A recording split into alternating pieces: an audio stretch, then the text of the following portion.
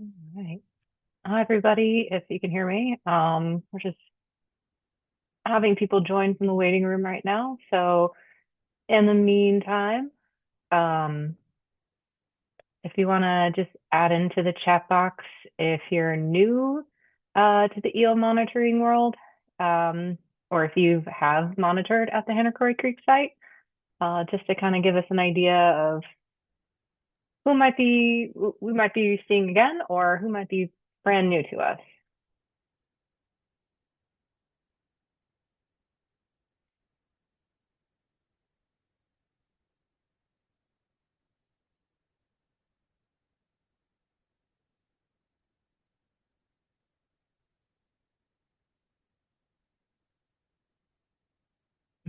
Hey, Audrey.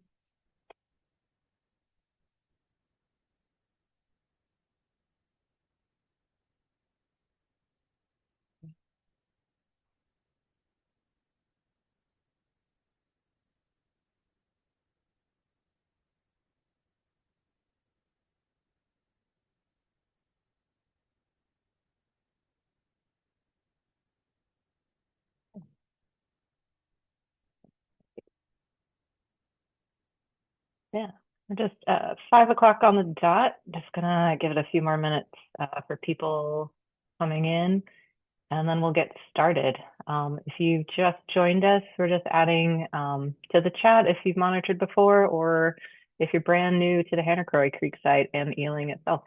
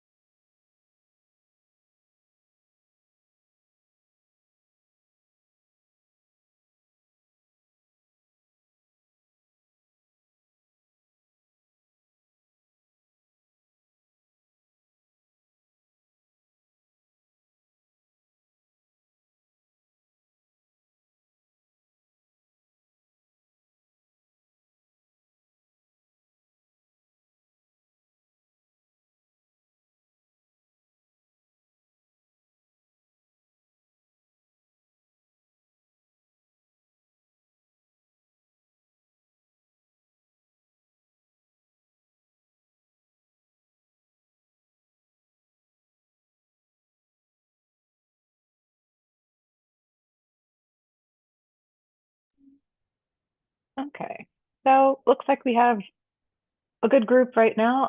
If you guys want to get started, we can add anybody in as we continue on into the group. Um, So thank you everybody for joining. We are going to get started with the, what do we call this? The Hudson River Eel Project informational webinar for the Hannacroix Creek site specifically. And so we have a couple presenters today. We have Jackie Brooks, who is a community science educator with the New York State Department of Environmental Conservation. We have my coworker, Will McCall, who is an educator with me over at the Cornell Cooperative Extension of Columbia Green. And then, of course, myself, excuse me, my name is Lindsey Strehlau-Howay, so also an educator and will be the coordinator for this specific eel monitoring site. Um, I'm going to go ahead and share, Jackie, if you're ready to go. Um, Always ready to talk about some eels. okay. Let me go ahead and share your presentation and get that going. And Will, do you mind just keeping an eye out for the waiting room? Sounds good. Okay. All right. So yeah, I'm Jackie Brooks from the New York State Department of Environmental Conservation, and I'm here to talk to you guys about the Eel Project and more specifically about the eels that we're studying and a little bit about their life cycle and stuff like that. So if you want to go to the next slide. Oh, nope, nope. 1 second. There we go. There's that beautiful face. So this guy right here is an American eel, Anguilla rostrata. They're also known as, this is the eel that we are studying. Um, Many people think of electric eels when they think of eels. This guy is not electric. Notice how that person is sticking their finger in the water. That wouldn't be too easy if that was an electric eel. Electric eels are only found in South America, so there's not going to be any of them in the Hudson River. The American eel has no, you're not threatened with electricity by him, so do not worry. People also talk about how slimy eels are. They love to mention that slime, and which I always love to then go, do we produce our own slime? Are we like eels?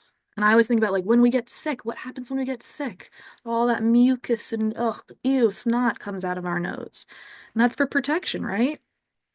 That's for protection for these guys too. They're like one big nostril. Like when we get sick, your body's trying to flush out all of the bacteria and disease, and he's just trying to do the same thing with his all that slime coating on his skin. He'll just flush that right off if there's any little biological threat on him. You might notice that silly word, the catadromus or catadromus. I always say it wrong. Catadromus. So that describes their migration pattern. American eels are a migratory fish. They start their lives out in the saltwater and then they return or they go to freshwater systems like the Hudson River where they stay, hang out, mature a bit, and then they'll go back out to freshwater or saltwater systems after that. So saltwater, freshwater, back to saltwater. The opposite of this would be anadromous, which would be freshwater to saltwater and then back to freshwater. That is the migratory pattern of most migratory fish, like salmon. Eels are just really cool and really crazy. I'm gonna go to the next slide. So now you might be looking at this. This does not like look like that eel on that last slide. This is, very flat, very leaf-like. This is our skinny legend life stage. Just to preface, I know this looks very different from the eel on the prior slide. All of the pictures you're about to see, all of these different little slides are all the same species. It's all the American eel. They're just different life stages. So like this is the baby, and then we'll move on to the child, teen, adult, and so on and so forth. So all the same animal, all the same species, just the different life stages. Anyway, so this larval life stage is called a leptocephali, which roughly translates to narrow head. So he's got that tiny little itty bitty head. I know this is a very large picture. It looks like he's covering most of the state of Florida. But in reality, they're like super, super tiny, super itty bitty. And we have found the smallest of the smallest of these guys in that big general area called the Sargasso Sea with that nice, beautiful star on it. We don't know exactly where eels have spawned in this big general area. We have never seen it happen in the wild. No idea what it's like. But we've found the tiniest, tiniest versions of these leptocephali around that general area. So we can say that the American eels spawn there. So these leptocephali, at this life stage, they're not very strong swimmers. They mostly just float along ocean currents up into the east coast, up into like the Hudson River. But you can find them anywhere from the north of Venezuela all the way to the south of Greenland. So they've got a really, really wide range. I really like to think about like how tolerant they are of different things then. They're super, super, super cool. The European eel spawns in the same area, but they'll keep riding those ocean currents on over. So then you get really, really cool hybridization over around Greenland, which is really interesting, and I always like to throw in there.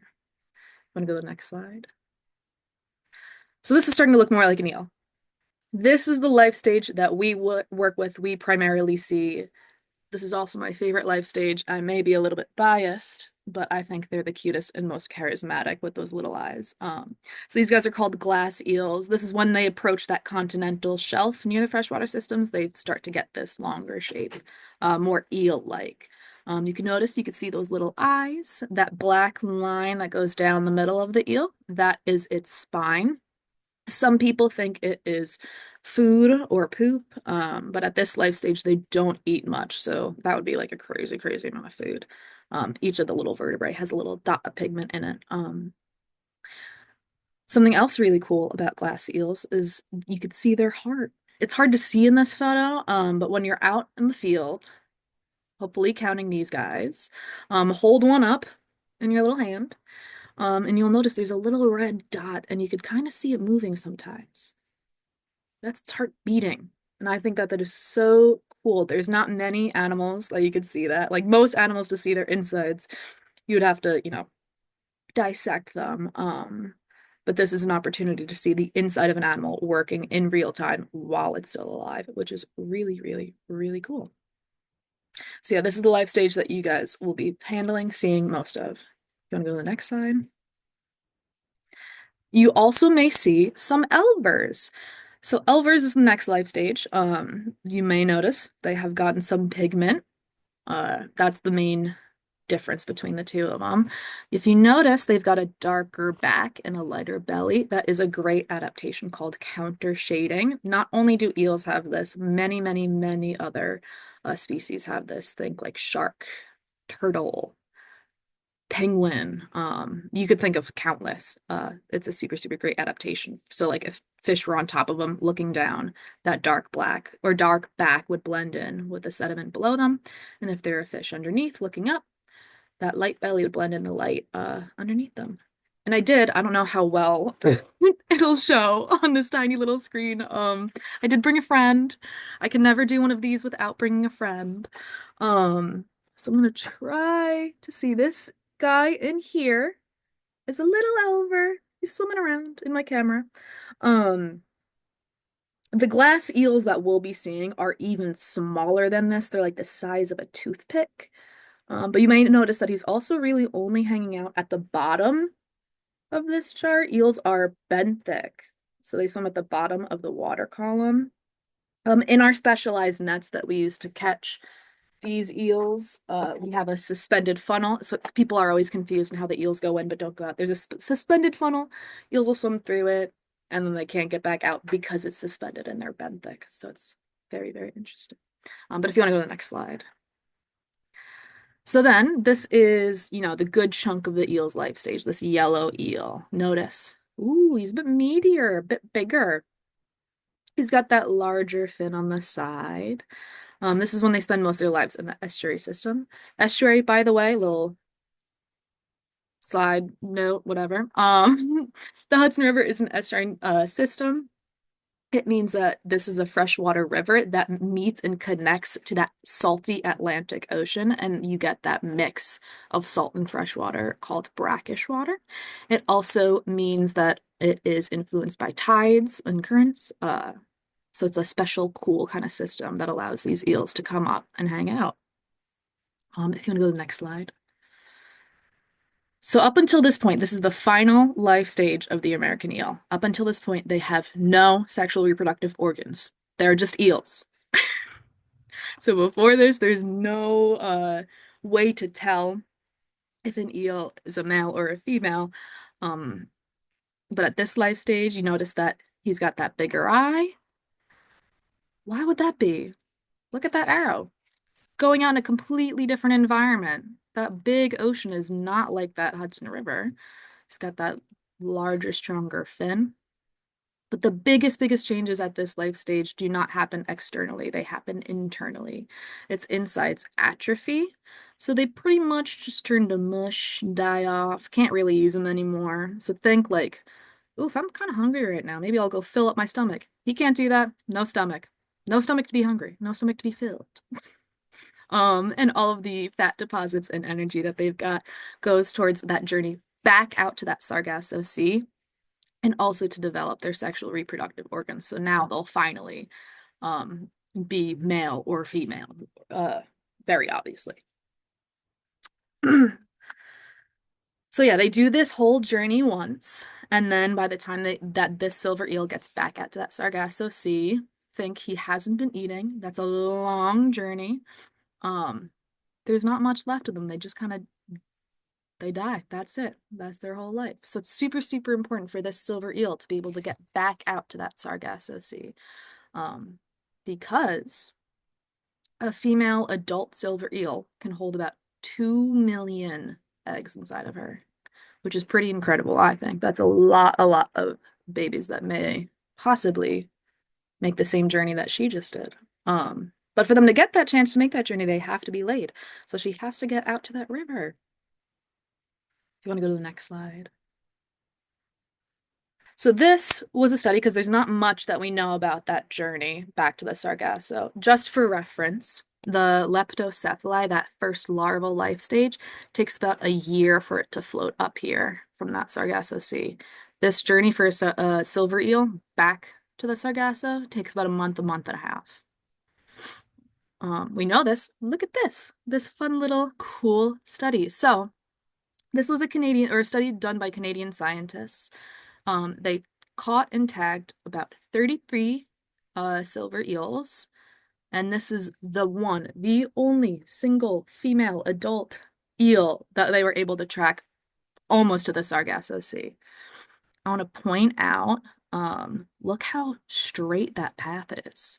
It's super, super cool. It's very grid-like. Notice that she follows the Gulf Stream a bit and then heads due south. She kind of even overcorrects a little bit. Goes a little too far, goes, oh, never mind, back in, and straight down. Super, super cool. So to me, I'm like, I don't know, this seems like a very inefficient way to travel. I would have just gone straight to the Sargasso. But I don't have a GPS. I'm not in the water. And I'm like, but does she have a GPS? Think for a second. So scientists were able to find, they were able to take eels and dissect them, and they found magnetic rock inside of their head that connects the magnetic field or cues into the magnetic field or Earth's magnetic field. So they're their own GPS, which is super, super cool. If you want to go to the next slide. So yeah, this whole journey is super interesting. This could take anywhere. For a male eel, they'll stay inside the like a freshwater system for like 10 to 20 years, and a female eel will stay inside of a freshwater system for like 20 to 30 years. So think about how cool this journey is and how old some of these eels might be. The eels that you might catch in that net and handle and put back in the water could go on to live for another, 20, 30 years. Who knows? It's super, super cool.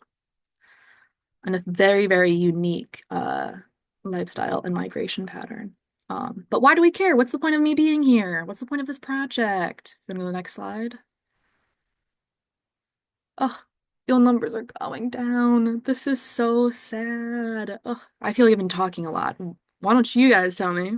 You just drop in the chat. I have the chat open right to the side. Why would eel numbers be going down? What could be some causes? Any ideas? Could be a lot. Dams, yeah, that's a big one. Barriers to migration, dams. Yes, okay, okay. Some people know about dams. Lack of fresh water, river pollution. That's totally, totally something. There's a lot.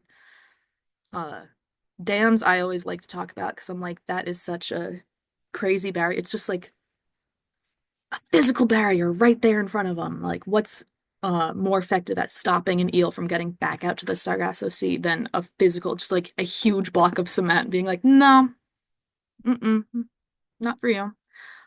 Eels are really cool. This is not every single eel. But if there's like a really crazy adventurous feeling one, if it's a rainy night, you may jump out of the water, slither on the ground, and go on the other side. Because as long as an eel's skin is a little wet, you can take in oxygen from the air, which is really, really cool. But that's not every eel. That's like a crazy off chance one. If you want to go to the next slide. Yes, we got habitat loss, dams and barriers, water pollution, overfishing, hydroelectric turbines, climate change, food web changes, and parasites. There's a ton of different stuff. A lot of people notice that a lot of these are human influences over eels. So it's great to take a look at our behaviors and how they're affecting, ecosystems and environments around us. But what do we do? eel numbers are going down. What should we do about it? If you want to go to the next slide. Let's keep an eye on that population. So this could be your hand. You could be holding these three cute little glass eels, which I always think this photo specifically looks like the three blind mice from Shrek. Something about it feels like that to me. Um, but this could be your hand. These are the eels that we're studying, the glass eels. This is a better photo to really look at their body, see that spine, all the little vertebrae, all the eyes. The one on the right, you could kind of see that red dot. That would be its heart. Um, so that's what you should look out for in the field to see if you could see it beating. So yeah, so this is where we get into the eel project. What we do is count these little guys. If you want to go to the next slide. The next slide after this. We'll come back to that. So we'll put up these specialized nets called fyke nets. Notice that it's in that Y shape. The eels get trapped at that little bottom section, like that bottom of the Y between those two lighter rings. That's where that suspended funnel sits that the eels will swim in and then won't be able to swim back out of. And then you'll open up uh, the net, the trap part of the net, count the eels and bag them up like on the right. If you want to go back to the last slide, sorry. One bag of those glass eels I want to point out is about a pound. About a pound of those. It's about $2,200. So we'll go off on a little tangent here for a second. Why is that so expensive? They're just little tiny. I mean, I think they should be that expensive because they're just that cute. But why could they be that expensive? So like I said before, we don't know much about eels spawning. We don't know exactly where, we don't know exactly how. Um, every eel eaten has been wildly caught. So take a moment for that. Like every single eel eaten is wild. And I don't know how many people here have eaten eels, but there are some parts. Oh yeah, was it good, Lindsay? Did you enjoy it? Pretty good. Oh, yes. Yes. Oh yeah, it's a pretty good fish. It's a very fatty fish, which is the tasty part of the fish. In other parts of the world, eel is super, super common to eat, and people will eat it multiple times, a week. Uh, so it's super important for them to be able to get that fish. So what they'll do is that eels will be caught at this glass eel life stage and then shipped off to aquaculture farms and raised to be consumed. But the only place in the United States that you could commercially fish for glass eels is in Maine. So it's not like super accessible. So it's they're super valuable. So, but don't take the eels. We'll be very mad at you. The eels will be very upset. Um, but yeah, that's a cool little fact. If you go to the next thing again. But yeah, so teams of trained volunteers catch, count, and release eels. So that'll be you guys. The project follows ASMFC methods, and it's included in the 2023 benchmark stock assessment. That's a lot of words. What does that mean? Let me break it down for a second. The ASMFC is a group that oversees all the eastern states um, for like laws and regulation about migratory fish. Because migratory fish don't see state borders like we do, they have no idea what states they're moving through, between, out of, in of. So there needs to be some sort of unifying organization uh, that watches over all of that. So that's what they do. So we follow their methods.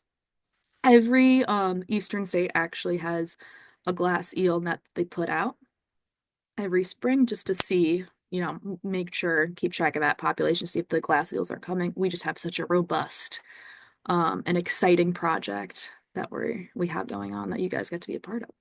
And that's been included in the 2023 benchmark stock assessment. That means this is a community science project. So the public, you guys, get to come out and do real science. And a really, really cool thing is that our project, the data is actually used. It's not just like oh, we're gonna go look outside, write down some data, and it sits on a shelf forever. It's actually used. People look at it, gets sent off. So it's a really, really cool, super cool, fun opportunity. Go to the next slide.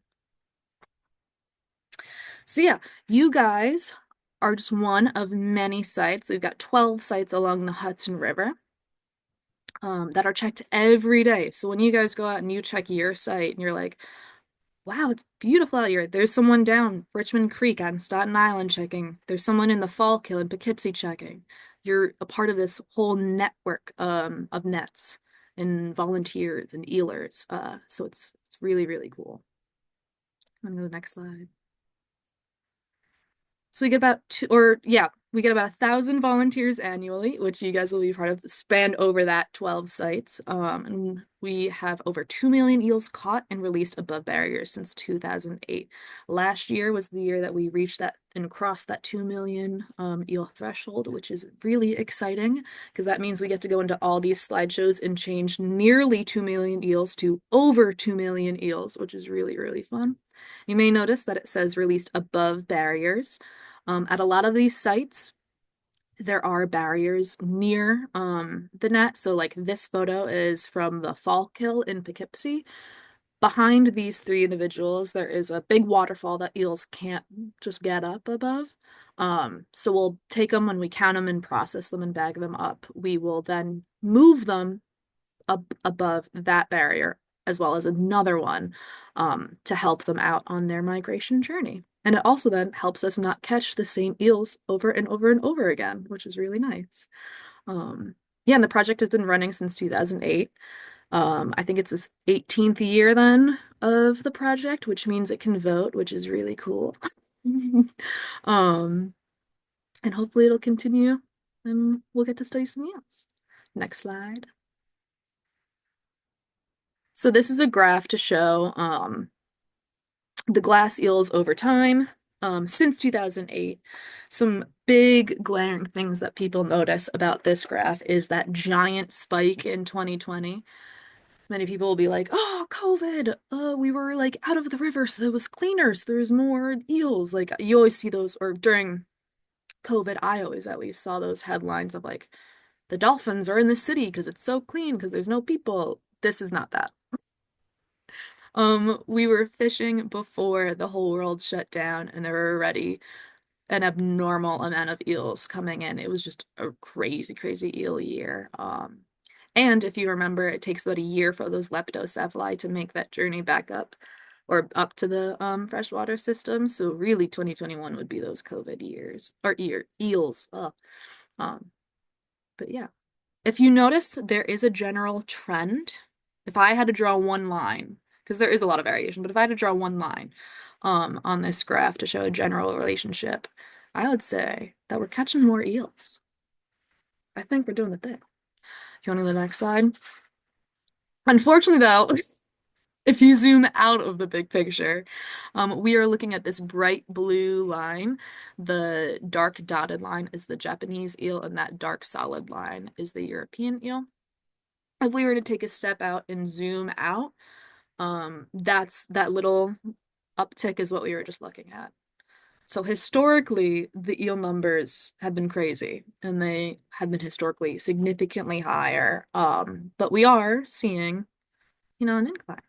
If you go to the next line. So yeah, this is the total glass eels by site.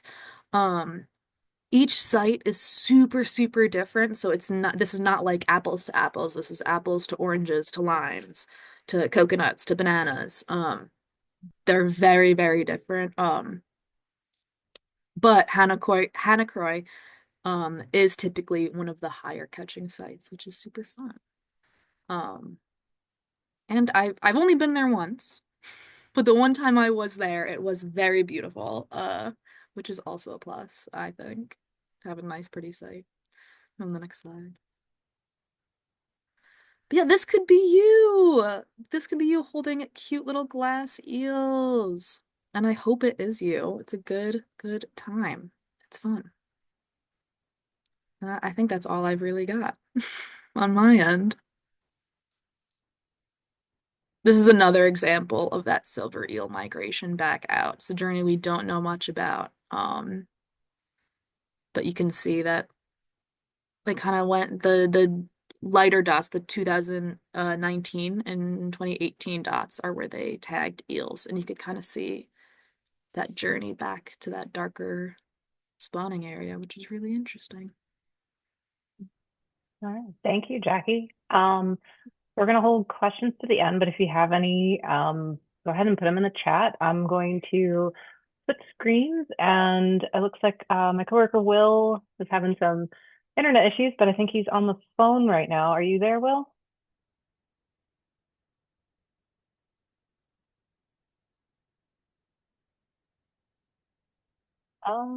Let's see.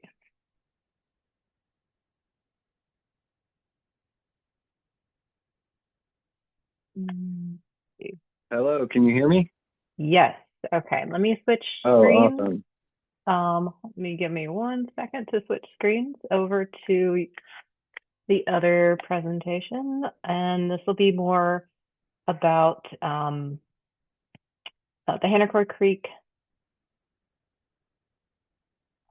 site specifically, and how you all can become part of our team. All right, I think, here we go. All right. Are you good to go, Will? I'm good. You can still hear me? Yes. All right.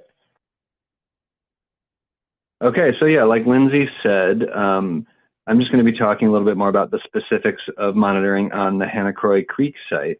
So the Hannacroix Creek is a tributary of the Hudson River. It flows primarily through Albany County and enters into Greene County as it gets closer to the Hudson River. And our monitoring site is near the town of New Baltimore. It's right off of I-87. It's pretty accessible both to the capital region as well as like the Hudson Valley or the Northern Catskills. It's on a private road that the landowner has allowed the DEC to use for eel monitoring since 2010. And so on the left, the little pin is the exact location, or roughly the location of where the Hannacroix Creek monitoring site is. And then the picture on the right is from our net install last year. So that is a picture of the fyke net. So that's what the eels are drifting down the Hannacroix Creek and then getting caught in that net. And so that's what, if you're involved with monitoring, that's what you'll become very familiar with. So you can go to the next slide. So to talk a little bit about a fyke net specifically, it's just a type of fish trap, and it has this long kind of cylindrical shape that has these like cones, or almost like there's like a donut hole, a hole inside that it's structured so the fish can easily flow in, or in this case the eels, and then they have difficulty leaving. So the hole it's small enough that larger fish can't get caught in it as well. So we're really primarily seeing glass eels and some elvers inside the net when we're taking them out. But so the photo on the right is the opening of the fyke net, and it has kind of the wide mouth where the eels wind up getting pushed down by the current into. And then the photo on the left is a good full image of what the fyke net looks like. And so when we're opening up the net to check for the eels, we're on the left-hand side of that net, untying that rope. You can kind of see rope coming out of it in the water. Untying that, and we're scooping out the eels, putting them in a bucket. So you can go to the next slide. So the picture on the left is another good picture of what the fyke net looks like, and this is, people either opening it up or tying it at the end. But so how the monitoring works, we go down into the creek, we open up the fyke net, and typically one person is holding the net open, another person or people are scooping out some of the eels. Usually, I mean, at our site, we use like a little plastic cup to lightly scoop them out and then drop them into a bucket where we have a little bit of water for them, and they're hanging out there while we count them. So the picture on the right is a picture of the bucket. I think we can do the next slide too. So then this is a picture of the data collection. This is actually when people are counting the eels. We bring them up onto shore, and everyone who's involved in counting has their own bucket. There's usually like a big bucket where all the eels are that have yet to be counted, and then people have their own little buckets that they're dumping out for as they count them. And there's one person who's in charge of the white binder that has all the data sheets inside, where they're actually recording everybody's eel numbers. And we take other data and observations on that sheet as well, such as air temperature and water temperature. We write down other wildlife we observe. But yeah, so that's like a good, I think, picture of some action, some eelers counting.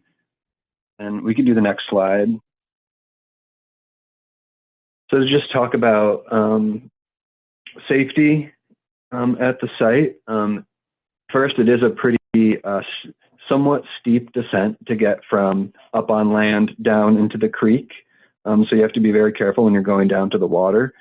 We actually installed some ropes alongside some of the trees that you can hold onto, so you have a little more support as you're going down.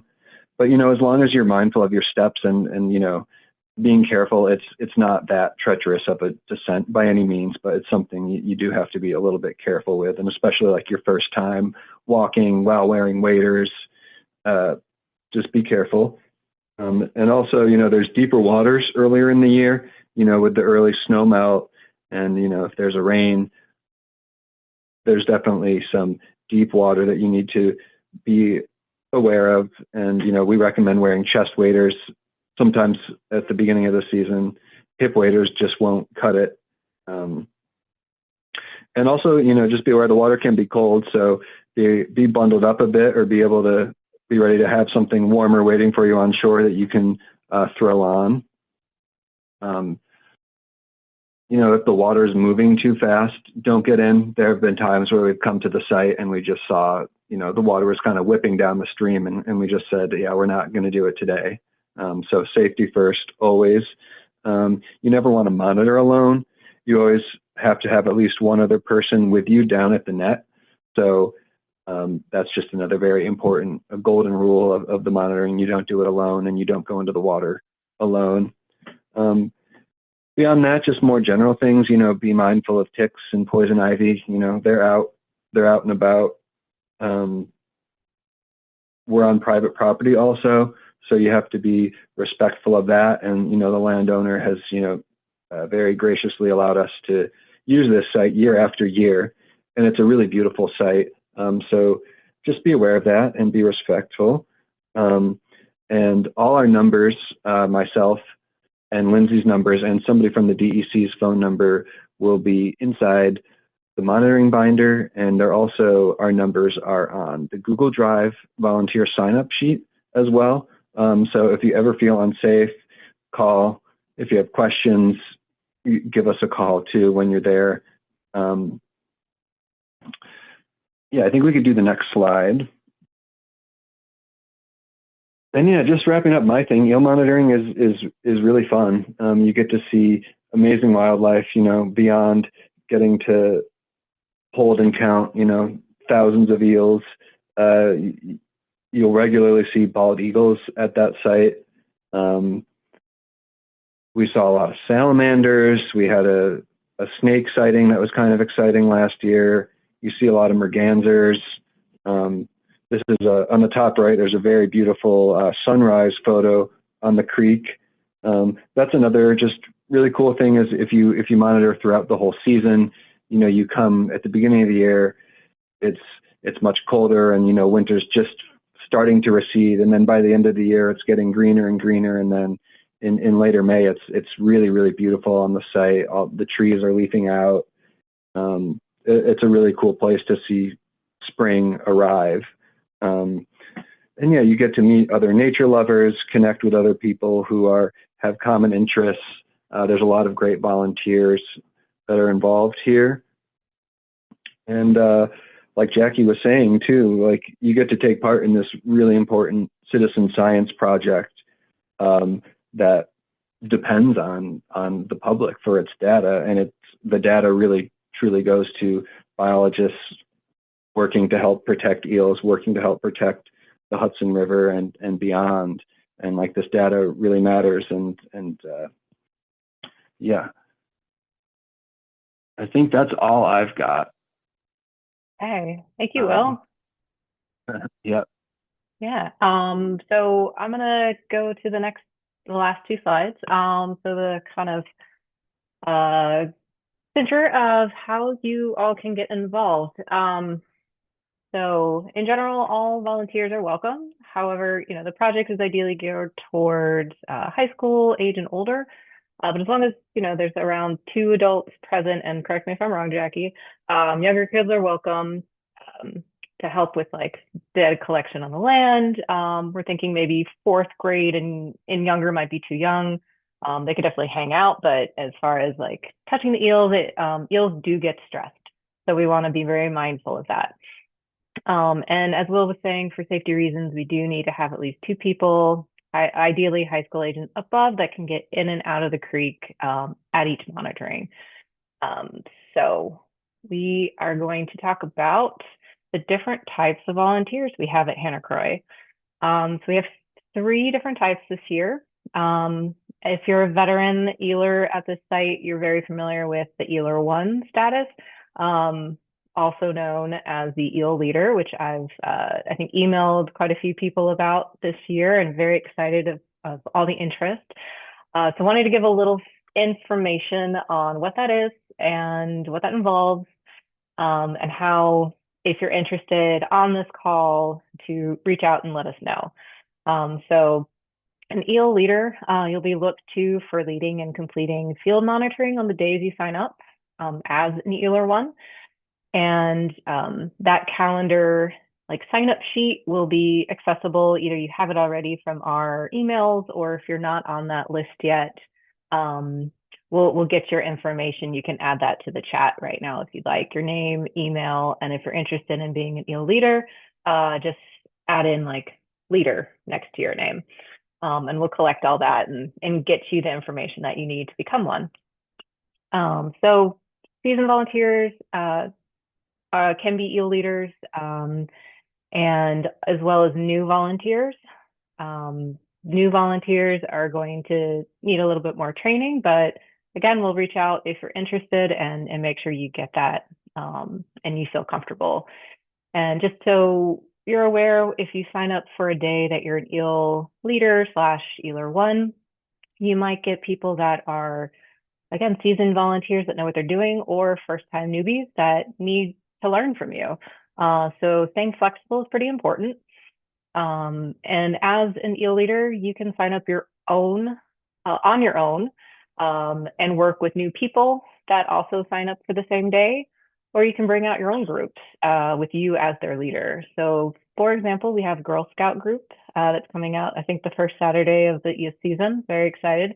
Our leader, I think, she's going to get a refresher with me during the first week, and then come out and bring her own group the rest of the season. Same with the high school group. So think if you have a group in mind, if you have a family members, friend group that you want to bring out multiple times, like this would be a good fit. Ideally, we'd love to see Eel Leaders be able to make it out to the net once a week during the season. Some people, looking at you, Tracy, if you're on the call, do it multiple times a week when they can, but there are no requirements. And for Eel Leader training, that involves learning the basic protocols that all volunteers are shown, confidently learning and displaying how to tie the knots used for the net, and then learning the weight extrapolation method for when we have over 3,000 eels in the net at a time. So one exciting point about the Hannacroix site is we are one of the higher catching eel sites. We go back and forth with that other site I think Jackie had on her graph. Last year wasn't our best, but the year before we had over the total season, I think over 115,000. One day we had over 15,000 at the net. So the weight extrapolation method is very key. Otherwise, you'd be there like 24 hours trying to count all the eels by hand. Um, so along with that, so yeah, training isn't a long process. And the protocols are pretty straightforward.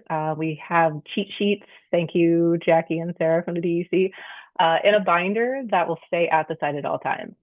And the qualifications that we're looking for in eel leaders is your physical ability to get in and out of the creek, that you enjoy being around new people, and that you have an enthusiasm for eels. So pretty good. And again, if you're interested, add your name, email, and the word leader to the chat box, and we'll get in touch with you about training options. And so the other options for volunteers, just a regular eel volunteer, just as important. They'll be signing up as Eeler 2 through 6 on the volunteer sign-up calendar. These folks will learn the basic protocols and be active in signing up on the calendar throughout the season. We've had a number of people who started here, and as they became more familiar with the protocols and naturally grew into Eeler 1 positions. And you can still bring out as an Eeler 2 through 6 your family and your friends.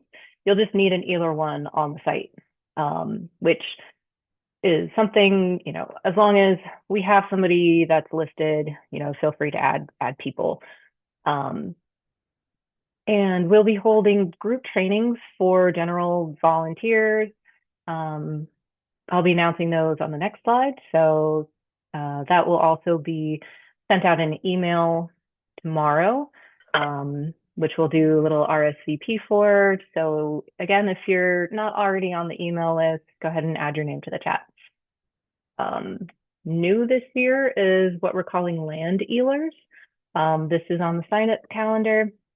These are basically reserved for people who want to participate, but don't feel comfortable or can't get in, up and down into the creek or the water, especially at a Hannacroix site. You'll essentially be a master at data collection and counting eels, which is, just as important. But, this also helps us kind of see how many people we'll need at the site, since we do need 2 people for safety reasons to get in and out of the water. Just how many people we need to have on the calendar to have the net fully covered. All right, let me go to the next slide. So here is our contact information. If you have any questions, please reach out and take note of our group training dates. Again, I'll be sending out an email tomorrow, and we'll also be posting this recording to our CCE YouTube page sometime next week if you'd like to share it or review it. And I'm trying to think if there's anything else. Otherwise, thank you so much for coming out, and just like to open it up to take any questions if anybody has any. I'm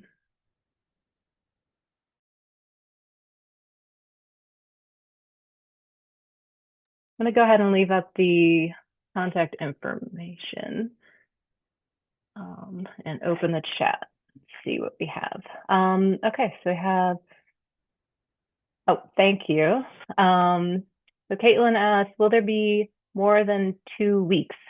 Yes.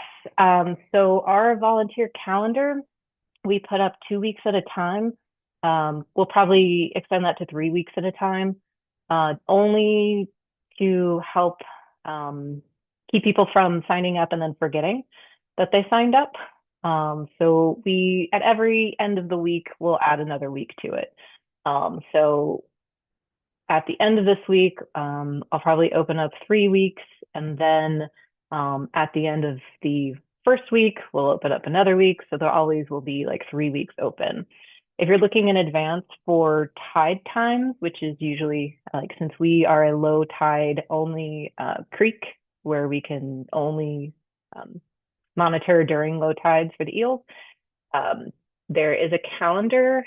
I can write your name down. I think you're on our list already, and send you that low tide calendar out. So you can kind of look ahead and see what and when you might be able to come out. Gordon asked what happens during a high water rain event. So that is something we hope doesn't happen too often. Uh, it's last year we had to take out the net a few times because of expected storms. It is a process. It's not too painful. It's just every time we put it back in, it's just a little different. Um, so it's doable. We tend to, and correct me if I'm wrong, Jackie, you guys will notify us if you see some storms coming and will let us know. And then usually Will and I will go out together, pull out the net, along with anybody else that signed up for that day. If it's taken out, we'll send out an email to everybody notifying them that the net is being pulled. And each day we'll, keep up with the emails, letting you know when it's getting put back in. The last thing we want to do is keep it in and ruin the net, or have somebody try to go down into the water and, get injured or float away. So I hope that answers your question. If you need more details, Gordon, just go ahead and ask some more questions. So Taylor asks, what is the expected attire to go into the creek? Great question. That's going to vary throughout the season. So wintertime, definitely we'll have chest waders. We recommend, as Will was saying before, to dress really warmly underneath. And because you're going to think about it, you're going from cold air temperature down into cold water.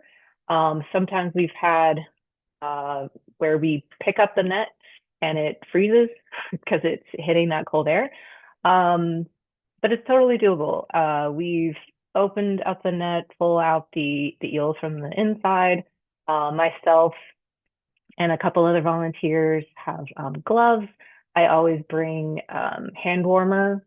They're like those shakeable carbon ones for volunteers on cold days, so no one gets their hands too cold. And then we take turns on cold days, so no one's in the water too long with their hands. Throughout the season, though, it'll get warmer and warmer. You'll start off with like a hoodie and coat and gloves and a hat. And at the end, you'll be in shorts and like boots. And it'll be super nice. So it just depends how long winter continues to last, but usually it starts changing pretty rapidly into a good, positive, like warmer direction. All right. Anybody else have any Let me questions? jump in to Yeah. add something to that. Your waders will keep you dry, hopefully. So I think it's also always good to bring at least an extra pair of socks. If not, I mean I always just have a change of clothes in my car just because I'm always in the river. But I think it's always worth it because you never know. Could trip. Yeah, that's a great point, Jackie. Thank you for that because I do the same thing. Have a whole like sweatpants and shirt just in case because um, in the warmer weather we did have somebody not fall, but they got water into their waders, and so their whole pants were soaked, and he had an extra pair in his car, so it worked out perfectly. Um, yeah. Oh, anybody else have any questions? Perfect. All right. Well, Will, Jackie, do you have anything else you'd like to add before we close out? I don't think so, except I hope everyone's excited to be an eeler. Yeah. Thank you very much, Yeah. everybody. Yeah, go ahead, Will. I was just going to say I don't have anything, but yeah, thanks everybody for watching this, and yeah, we're so excited to see you at the creek. Yeah. Yeah, thank you very, very much. All right, we're going to close out. And again, we'll have this recording on our YouTube page sometime next week. So hopefully we'll see you guys soon. Bye, everybody.